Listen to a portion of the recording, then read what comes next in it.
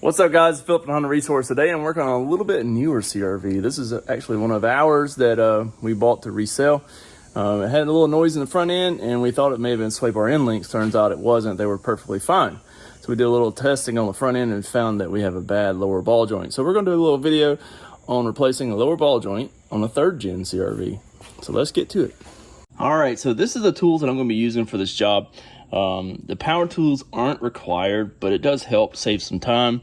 But you'll need a 19 millimeter socket to get the lug nuts off of the wheel, and then you'll need a pry bar and a 22 millimeter wrench. Put the ball joint back on with the aftermarket that I have. You'll need a 19 millimeter wrench to take the original ball joint off. And then we also have a 17 millimeter socket with another electric impact to take the ball joint off of the control arm. Also need a hammer, so it's not pictured, but you'll definitely need a 17, 19, and then a 19 wrench and a 22 wrench, depending on what variation of the ball joint you have as far as this wrench is concerned.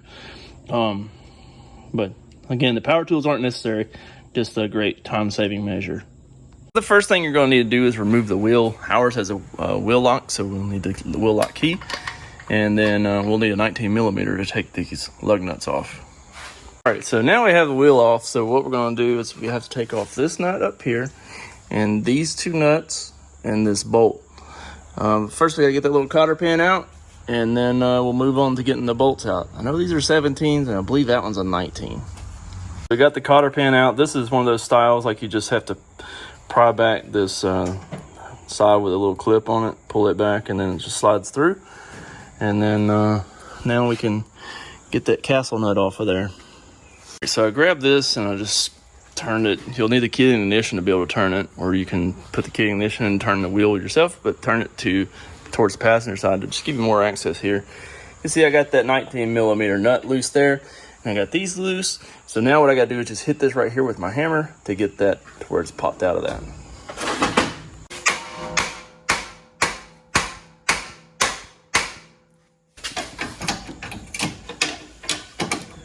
Oh yeah, we loose. So now take the 17s loose here.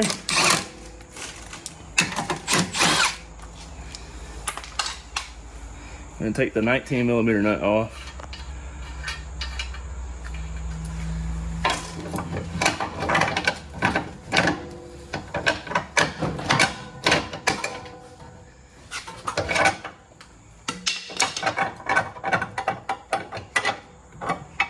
And there's the ball joint.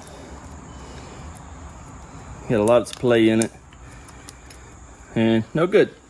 So we'll get the new one installed here in just a minute. All right, so we got our new ball joint here, and we're gonna go ahead and get this installed. It's just the opposite of removal. We'll put it in the lower control arm, put it in the spindle, tighten everything up, and be good to go. So I just pulled this spindle out a little bit, set that down in there. We'll start the bolts. Well, a bolt and the 2 nuts on the bottom.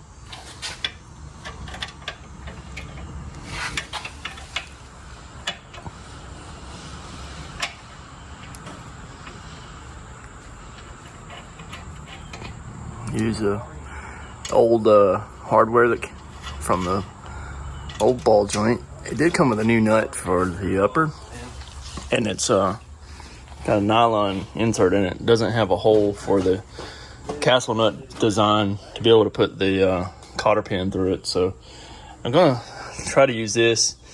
Hopefully it'll tighten down without spinning that. We'll see. So this nut that came with this one is a 22 millimeter. So I'm just using a wrench. I'm tightening it up. And then I've also tightened these. So see if we can tighten it up real quick. All right, so I got that nut pretty snug on there now with that wrench. And it does not use a cotter pin since that is a nylon insert in that nut. It's a locking nut. Anyways, we got that swapped out. And now we should be good to go.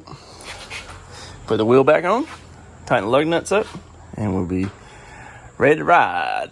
Clyde. So thanks so much for stopping by and checking out this episode. I hope this was super helpful to you. If it was, make sure you smash the like button, leave me a comment below, and make sure you subscribe to the channel.